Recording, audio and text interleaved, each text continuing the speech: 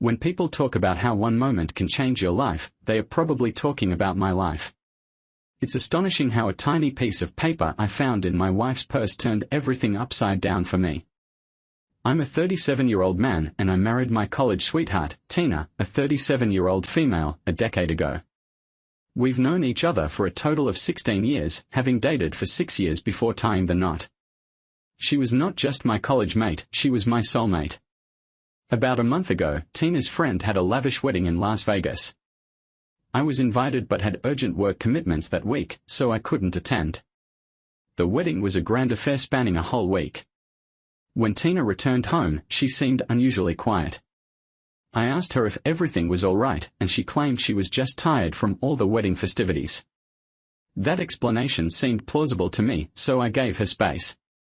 However, things took a worrying turn when Tina started acting distant. She not only became quiet but also seemed irritated around me. Our conversations became strained and our bed life vanished. Whenever I tried to initiate any affection, she snapped at me, saying she wasn't in the mood. It's been nearly a month since she returned from the wedding, and we haven't shared an intimate moment. Adding to my concerns, I discovered something in her bag yesterday that left me anxious, a hospital bill. Tina had undergone an STD test the day after she returned from the wedding. It struck me as odd. Why would she do that, and why didn't she inform me?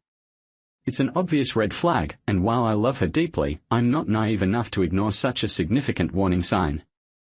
I haven't talked to her about what I found yet, but before I do, I want to gather all the facts about the STD test. I don't want to confront her without having all the information. I value my marriage and my relationship with Tina, and I don't want to ruin it on impulse.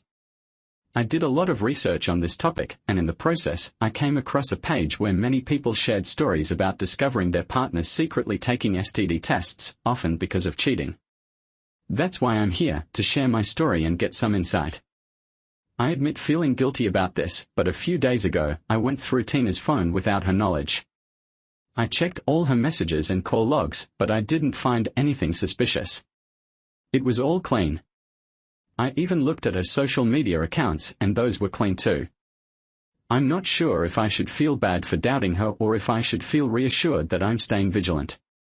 I thought about reaching out to the friends who attended the wedding with Tina to see if anything unusual happened, but it was Tina's school friend's wedding, so none of our college friends were there.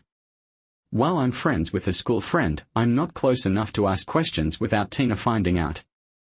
This situation feels strange because, in the last 10 years we've been together, Tina has never given me a reason to doubt her. We've always been open and honest with each other. I forgot to mention that the bill showed she scheduled the appointment the day after returning from the trip, however, the test date mentioned was yesterday and the report date is a week later. Tina's behavior had been worrying me since she got back from the trip. I checked her phone a few days ago but found nothing. Yesterday, when she came home after the test, she seemed very tired and tense. It raised suspicion when she carefully stashed her bag in the wardrobe.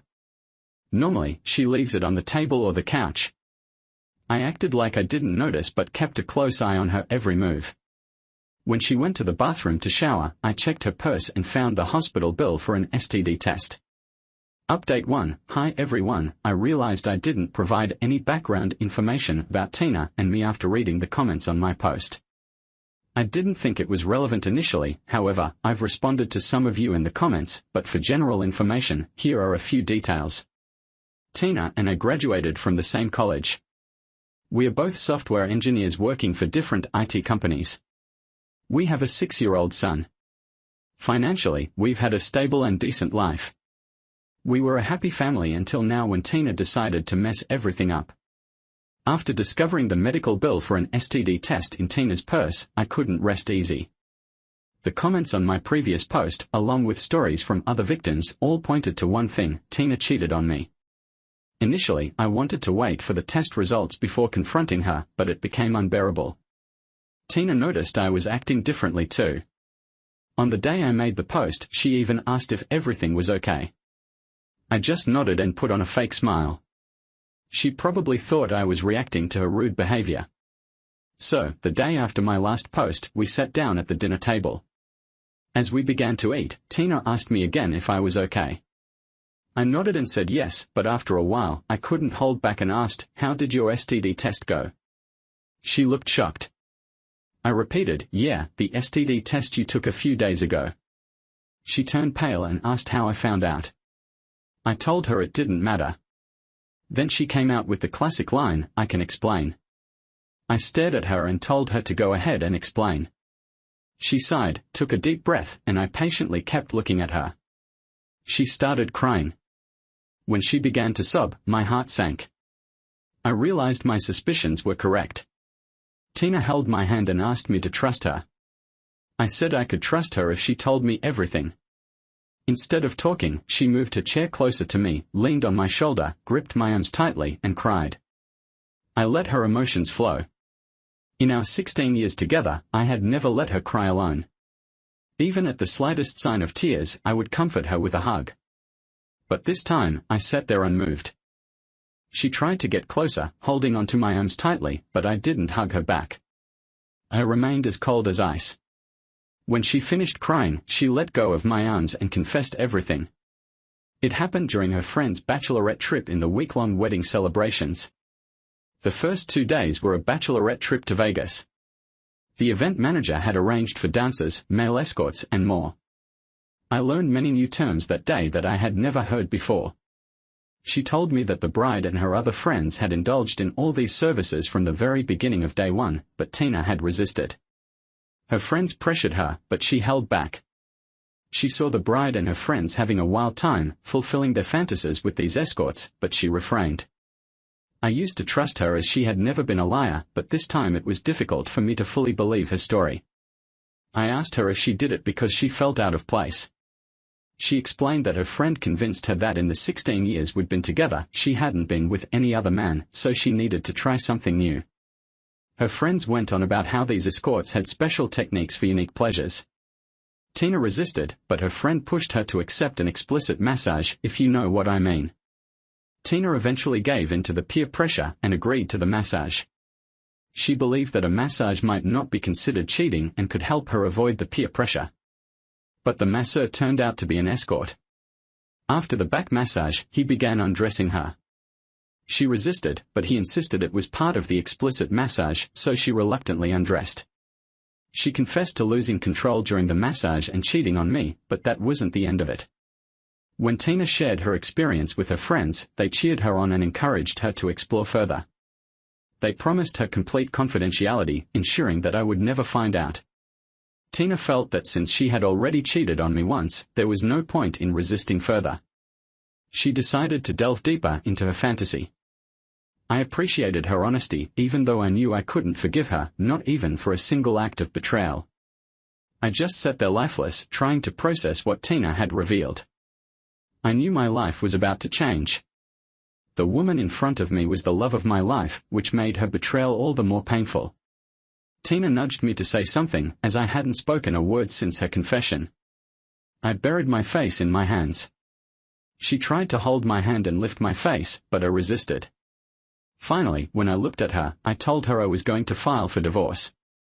She was shocked and said I shouldn't make an impulsive decision because we have a son. I yelled at her to stop pretending to care about our son and our family. If she truly cared, she wouldn't have done what she did. I grabbed my car keys and left the house, brushing off her attempts to follow me. I drove to my friend's place, where he lived alone due to his recent divorce, which is another story in itself. I had a drinking binge until I passed out. The next morning, I called in sick at work while my friend went to the office. I lounged on his couch, searching for divorce lawyers. I stumbled upon a lawyer who happened to be my junior in school and was on my Instagram account. So, I sent him a message, and he replied within a couple of hours. I asked if we could have a call. He sensed the urgency in my messages and phoned me back within 30 minutes. His next available appointment was about 4 days away, but since we knew each other, he suggested meeting in the evening after work for a drink. I agreed without hesitation, so one evening Tina confessed to her cheating, and the next evening I was with my lawyer discussing my divorce. He advised me to sleep on my decision to see if my emotions subsided, but I chose to give her a chance. I assured him that I was making this decision mindfully. I shared my divorce terms and he promised to start the paperwork right away. I asked him to expedite the process because I wanted to get through it as quickly as possible. To anyone listening, it might have seemed like an impulsive decision, but it wasn't. I love Tina, but I value my self-respect even more. I explained that I trusted Tina with my life, so if I was making this choice, it was indeed a serious one. I couldn't let her off the hook for her cheating. The following day, I returned home in the afternoon, thinking she would be at work, but she was actually at home. Her demeanor had changed drastically in just the past few days.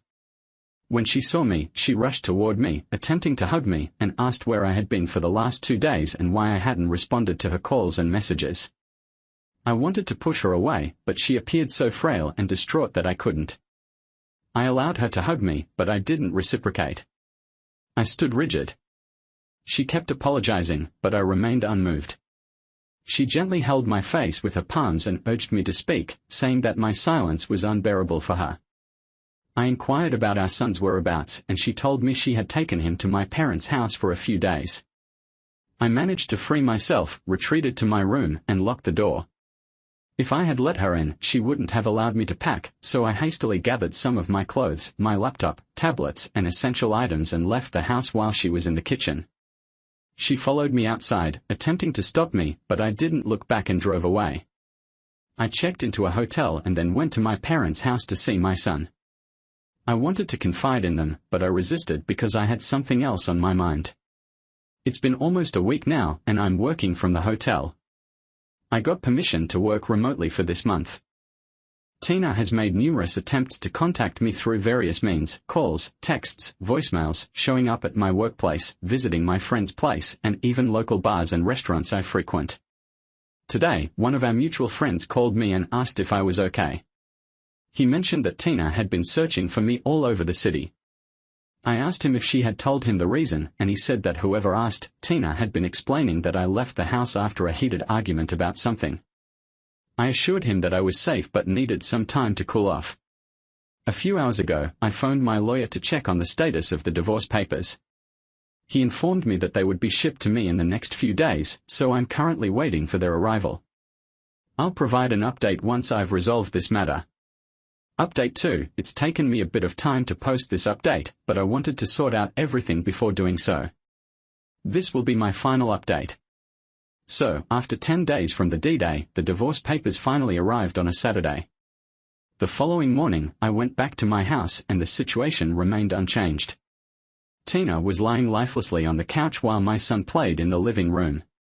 He ran to me and hugged me as if we hadn't seen each other in a week. This time, Tina remained rigid. She didn't hug me back. Instead, she gave me a cold, distant stare. I played with my son for a few minutes and then left him to play on his own while I took a seat in a nearby chair. Tina glanced at me with a serious expression and inquired about what I wanted. I responded to her question with a smirk but remained silent. She then asked if there was anything she could do to make things better, to which I still didn't offer a reply. After some time, she began to speak, saying, "Look, I understand that I've hurt you and messed everything up, and I feel guilty about it. I acknowledge that what I did was a serious mistake, but you also need to understand that I could have avoided the STD test and you would never have found out. I took the test for your safety and abstained from closeness to protect you. I love you, and I'm truly sorry for what I did. You should also recognize that I honestly confessed the truth when I could have easily lied. So instead of running away from this situation, we should work together to resolve it. Please tell me if there's anything I can do to make this right." I finally broke my silence and responded with a simple yes. I told her that she needed to confess her infidelity in front of both our parents. She gave me a stern look, and I challenged her, saying, "Can't do it, can you?" She took a deep breath and agreed that if it would make me happy and help resolve things, she was willing to give it a try. I instructed her to go ahead and invite our parents for the evening. After staring at me for a couple of minutes and seeing the determination in my eyes, she grabbed her phone and called both sets of parents one by one, inviting them to join us later that evening. After the calls, she looked at me with a defeated expression. I decided to take a shower and was browsing on my iPad when she entered the room and mentioned that she had prepared lunch for us. I wanted to avoid it, but deep down, I knew it might be our last meal together as a family, so I joined her at the table. She served us and we all ate together. It was hard to ignore the sadness on my son's face, realizing that this might be one of the last times he shared a meal with both his parents. I understand that some may label me as egotistical or chauvinistic for ending our seemingly happy family over one mistake by Tina. However, I don't care about others' opinions. I believe that when my son grows up, he will appreciate that I chose my self-respect over my love and emotions. It's crucial for a child to grow up with parents who may live apart but are happy rather than with frustrated parents trapped in a broken marriage. Our marriage had crumbled the moment Tina was unfaithful. After we had lunch, Tina took our son to his room for his afternoon nap. Once she had put him to sleep, she returned to our bedroom and I was busy scrolling through my phone. She made a move to touch me, but I stopped her and asked if her STD test results had come in. She assured me that she had a clean bill of health and began to get intimate with me again. Knowing it might be our last time, I gave in, and it turned out to be the most exciting and passionate encounter we'd had in a long while. Afterward, I was overwhelmed with guilt and sadness, but also a strange sense of satisfaction from being with her. She was the only woman I had been with for the past 16 years, and I loved her deeply. It tore me apart to think about pushing her away forever. I also regretted our intimate moment because it might have given her false hope of reconciliation. She fell asleep in my arms as if she hadn't slept well in many nights. I gazed at her face, wondering how our relationship had come to this point. I must have drifted off while still watching her, and we woke up when our son knocked on the door. I let him in and we played together on the bed, creating a brief moment of joy. During that time, I briefly considered reconsidering my decision and giving our marriage another chance. But I pushed that thought aside and got out of bed. It was already evening, and I went to the living room to wait for our parents and in-laws to arrive. Once everyone had settled down, Tina called me into the kitchen and looked into my eyes intently, asking if I truly wanted to go through with this. I affirmed my decision. She then went outside and informed everyone that she needed to make a confession. She told them that she had been unfaithful to me at her friend's wedding but emphasized that it didn't mean anything. She loved me and would do anything for our relationship. She went on to explain that she had already confessed this to me and that I wanted her to tell everyone as well. It all happened so quickly that my parents initially thought it was some kind of joke. I clarified that it was not a prank and added that she had confessed when I discovered the STD test bill in her purse. Her parents looked down, clearly embarrassed and angry. My parents, on the other hand, seemed disappointed but remained silent. I announced that I had something important to share as well. I had filed for divorce. I took out the divorce papers and began going over the terms. Tina attempted to interrupt, but I kept going. I agreed to give her the house where she and our son could live, and I would find a new place. We'd share joint custody of our son, and I'd contribute to child support. After reading through it, I passed the papers to her. She shot me a disdainful look and accused me of manipulating her into this situation. After a quick glance at the papers, she signed without hesitation. Her parents left immediately without uttering a word. My parents also departed, asking if I wanted to stay with them for a while before leaving. I nodded and said I'd consider it. Tina locked herself in our son's room, feeling not only embarrassed in front of both sets of parents but also defeated, as all her confessions and humiliation seemed in vain. I packed the rest of my belongings and left the house. I wanted to see my son, but I knew Tina wouldn't allow it. That's why she locked herself in his room. After that evening, Tina didn't reach out with any calls or texts. About 45 days later, we appeared in court, and our divorce was settled amicably, with neither of us contesting the terms. We didn't exchange a word and parted ways once it was finalized. It's been over a week since the divorce was settled. I've been occupied with finding a new place and settling in. Our paths might cross because of our son, but it will be purely transactional. I still feel empty and frustrated because I know I've hurt and humiliated her as well.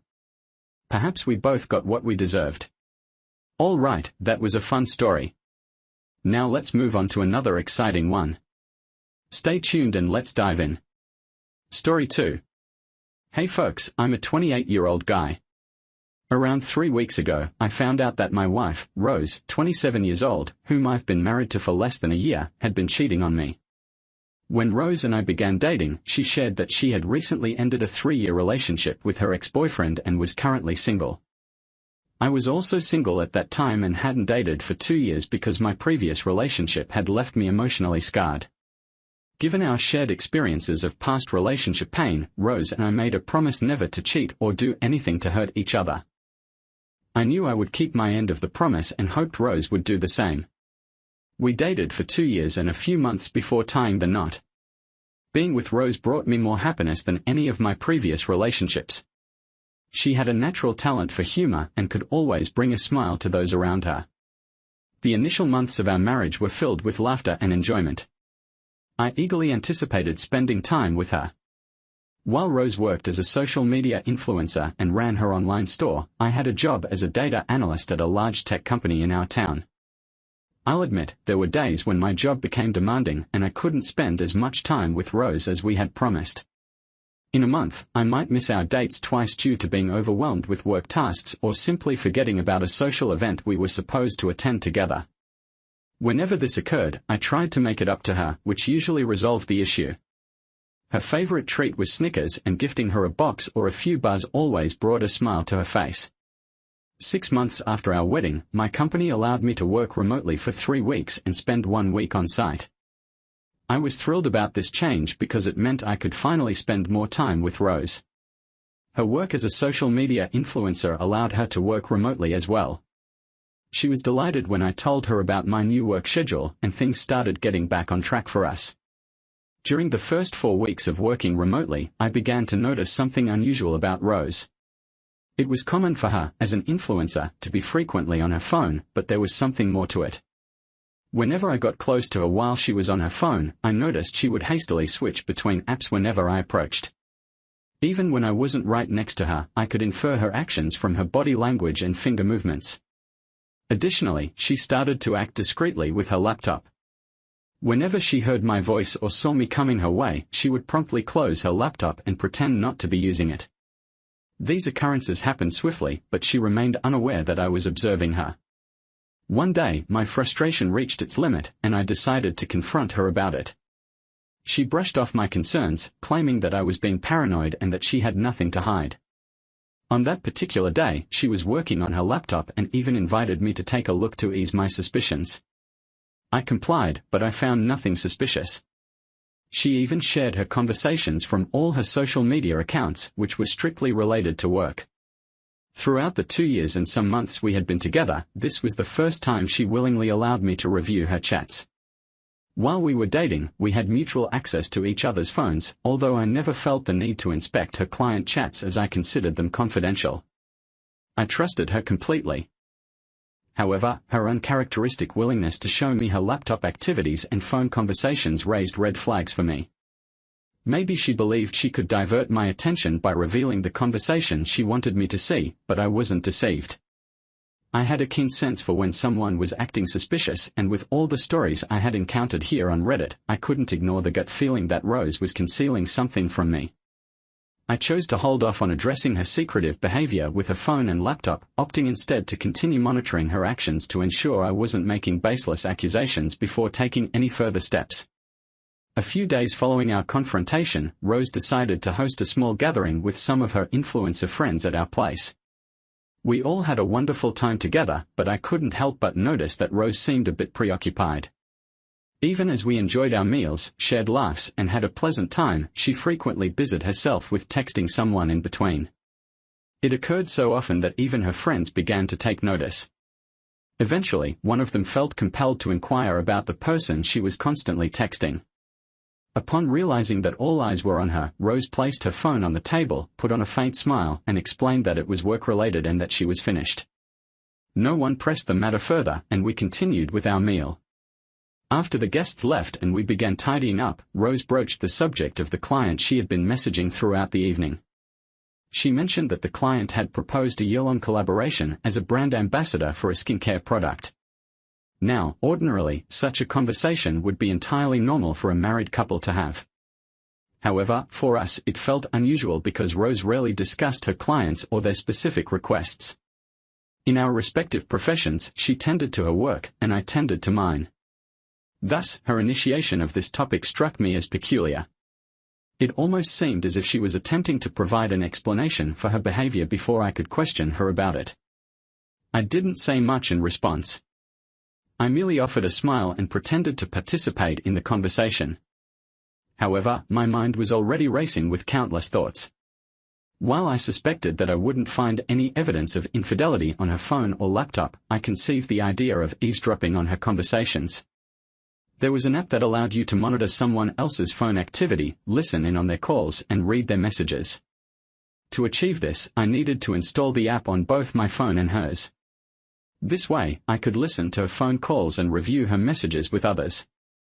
The reason I was so anxious to discover if Rose was being unfaithful, even though her behavior and attitude remained unchanged, stemmed from my past relationship where I had been cheated on. Despite expressing my love for Rose and my belief in her fidelity, a part of me remained vigilant for any signs of infidelity. I scrutinized everything, even the mundane, as I didn't want to overlook potential warning signals as I had in my previous relationship. Once I had successfully installed the app on both of our phones, I initiated my investigation. Indeed, Rose regularly communicated with her clients. However, there was another individual she exchanged messages with daily, and she took care not to call him or answer his calls whenever I was at home or we were together. 2 days after I had paired my phone with Rose's, she spoke with this person for the first time. What made it intriguing was that she had known him for years. He happened to be the same ex-boyfriend she had mentioned breaking up with. Upon listening to their conversations for the first time, it became evident that this individual was aware of Rose's marital status and my remote working situation. On that particular evening, Rose asked me to step out and purchase some groceries because she claimed to have forgotten to pick them up. While I was en route to the store, their conversation took place. He inquired about my whereabouts, and Rose informed him that I had left to buy groceries. She also confessed that she had purposely pretended to forget the groceries on her way back, intending for me to retrieve them, thus affording them more time to talk on the phone. He kindly cautioned her to be discreet so as not to get caught, to which Rose responded, "Oh, Jackie would never leave me. He loves me too much to leave me. Poor thing." After that, they shared a laugh and discussed their plans to meet later that evening. Filled with anger after eavesdropping on their conversations, I returned home. Upon my arrival, Rose inquired why I hadn't obtained the groceries as planned. I fabricated a story, claiming that I had received an urgent work call requiring me to return to the office immediately, and she accepted my explanation. By the time I reached home, she had already prepared herself, donning makeup and attire.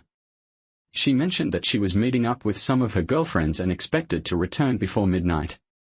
She kissed me on the cheek, seemingly sincere, and left. As soon as she departed, I reached out to one of my friends and disclosed the unsettling revelation I had stumbled upon. He offered to accompany me to the restaurant where Rose and her boyfriend were planning to meet. Upon our arrival at the restaurant, we witnessed a close scene. Rose was nestled up with her boyfriend and he was attempting to feed her. I confidently approached her, making sure she noticed me, and promptly left the establishment. It all unfolded swiftly, and her startled expression indicated that she was taken aback to see me there, alongside my friend. Without hesitation, I exited the restaurant. As soon as she registered my departure, she rose from her table and followed me. Initially, she attempted to feign innocence, but upon spotting my friend recording the scene, she grasped that she had been exposed. Just as I had anticipated, she concocted an excuse, asserting that she had met with her client and that the situation wasn't what it appeared to be. However, I remained silent in response. My friend and I drove back home, and Rose arrived shortly after our return. She entered the house and attempted to engage me in conversation, but I was focused on gathering my belongings. Since we were co-tenants in the apartment, I lacked the authority to evict her even if I had desired to do so. Instead, I gathered my essentials and departed with my friend that night. Subsequent to that evening, Rose inundated me with numerous messages and incessant phone calls.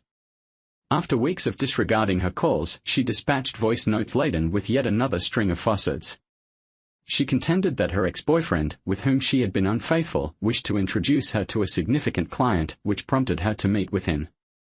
She concocted a story about feeling cold due to the scanty attire she was wearing, and he tried to shield her, thus explaining their closeness. She likely believed I would accept this narrative. Unbeknownst to her, I had synchronized our phones, allowing me to continue monitoring their conversations to this day. Just a mere 3 days ago, I stumbled upon some recent revelations. It appears that Rose has been engaged in a contract for over 2 months now, and it comes with a handsome paycheck. Interestingly, her affair partner was an employee of the very brand she was endorsing, so there seems to be a kernel of truth in what she mentioned.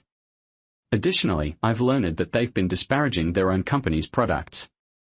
I suppose their romance was rekindled when he re-entered the picture. However, the crux of the matter lies in the fact that Rose is unquestionably not supposed to be entangled with any of the company's staff or involved in maligning the company's reputation. If the organization were to discover this, her contract would likely be terminated, and her reputation would be severely marred. Now, regarding the video that my friend captured, I haven't uploaded it online as initially intended. I have mixed emotions about it. Over the years, Rose has meticulously upheld an impeccable public image. Even though she occasionally faces online criticism from some vexatious fans, she hasn't encountered any significant issues with the brands she collaborates with. At this moment, I'm grappling with a maelstrom of emotions, and I'm contemplating how to hold her accountable for manipulating me in this manner. My intention is to disclose the conversations between Rose and her boyfriend, along with the video of their interactions. I hope no one will attempt to dissuade me from my course of action because my decision is resolute. Frequently, I find myself pondering why people choose to marry in the first place, especially given that numerous women don't appear to appreciate the sacrifices we men make for them. In Rose's case, I had envisioned building a family together, but it has become evident that she shares similarities with many other women who desire to have their cake and eat it too. Update 1. It's disheartening to realize through your feedback that influencers often have a high rate of infidelity. I chose to marry Rose because she seemed like the one for me. Beyond that, I fell in love with her character, not her profession. We spent almost 3 years dating, and I took my time to really get to know her before we tied the knot. At that point, I thought I had a deep understanding of who she was. She assured me that she had completely cut ties with her ex-boyfriend and would never entertain the idea of getting back with him, even if he were the last man on earth, her exact words. I suppose I was foolish to believe her words. My only consolation is that I took decisive action as soon as I began to suspect her. Perhaps if I had chosen to be the trusting husband who generously offered the benefit of the doubt, I'd still be stuck with her, naively helping her choose the perfect outfit for her girls' night out. Now, as for my plan for revenge, here's an update. I've shared the video of Rose and her affair partner recorded at the restaurant where they were intimately involved with each other. The video didn't sit well with her fans, who labeled her as a cheater. Additionally, I exposed the conversation between Rose and her lover, in which they criticized the brand they were endorsing.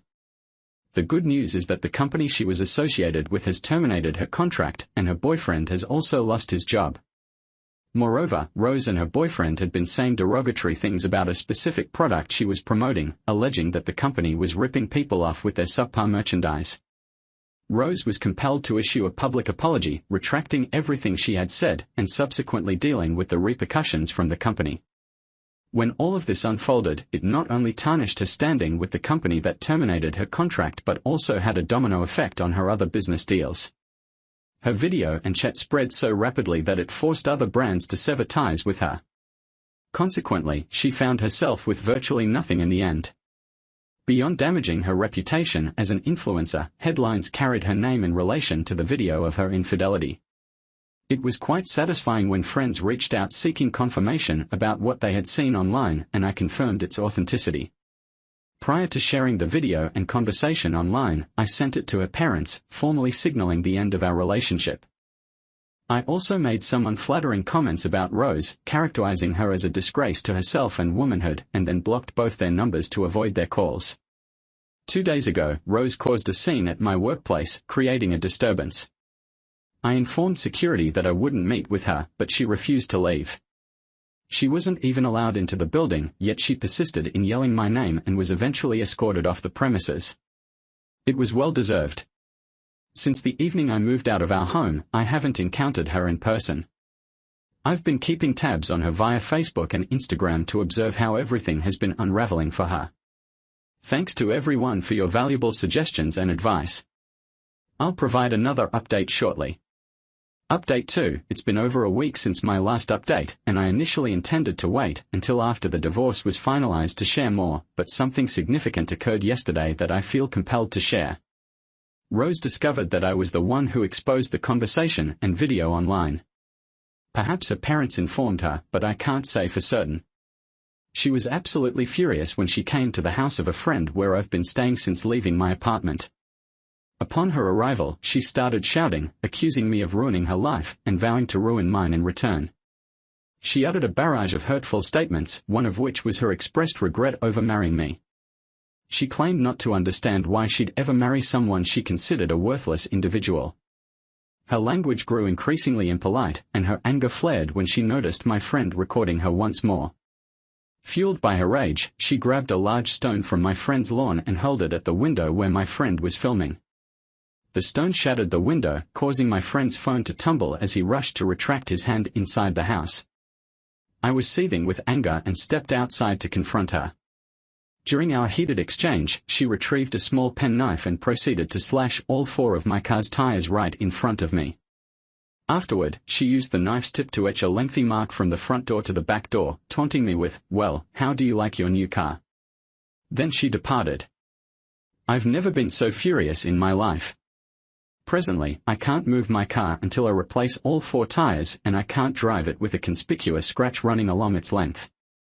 My friend strongly advised me to take legal action against her, and he captured everything on record from inside the house. He also intends to sue her for the damage to his window, and is quite serious about it. I've resolved to take legal action against Rose because I won't let her evade responsibility for the harm she caused. She will bear the full cost of replacing all the tires and restoring my car's paint. Regarding her social media presence, she's been notably silent lately. The frenzy surrounding her infidelity and disparagement of the brand she was endorsing has subsided. However, she hasn't been engaging in her usual Instagram live videos, reels, and other activities. I should also mention that many people unfollowed her, primarily due to the video. Commenters remarked that they once envied our marriage and how she portrayed us as the perfect couple online. They found it hard to believe that she'd engage in such behavior in our first year of marriage, traditionally considered the honeymoon phase. Regardless, what's done is done. I won't tolerate infidelity just to maintain a facade of perfection in the eyes of strangers. I'll provide another update once everything has been resolved. Thank you for your time. Update 3. Hello everyone, it's been a while since my last update, and I wanted to wait until everything was settled before posting again. I appreciate your patience and your support for my legal action against Rose for the damages she caused. I'm thrilled to share this update because things have unfolded just as I hoped. My friend and I pursued legal action against Rose for the damages, and the court ruled in our favor. Can you believe that Rose actually tried to deny breaking my friend's window and slashing my tires? She even suggested that I was motivated by jealousy because she left me for her ex-boyfriend and that I had sabotaged my own car to frame her. She seemed to have forgotten that she was recorded by my friend and that video held all the evidence we needed. When we informed the judge about the existence of this video, she requested to see it. Upon watching the footage and realizing that Rose had lied, the judge was visibly irritated. She asked for an estimate of the cost to replace all 4 tires and repair the damage to my car's paint, which I promptly provided. Following your advice to get a comprehensive estimate, the judge then ordered Rose to cover these expenses. On the same day, she faced a case with my friend. The judge didn't allow her to lie or defend herself because she had viewed the video showing Rose's violent actions and the stone she threw at my friend's window. The ruling also favored my friend, leaving Rose quite upset. I couldn't help but relish in her frustration. I had expected her boyfriend to support her, but he was nowhere to be seen. 2 weeks after the court case, the divorce papers were ready, and I had my lawyer send them to her. She wasted no time in signing them, and we concluded everything. It was somewhat amusing to watch her try to play the victim in a situation of her own making. I'm pleased to announce that Rose is now officially a part of my past. Unlike her, who goes back on her word, I have no intention of having any further dealings with her. I've blocked her contact on all our shared social media platforms.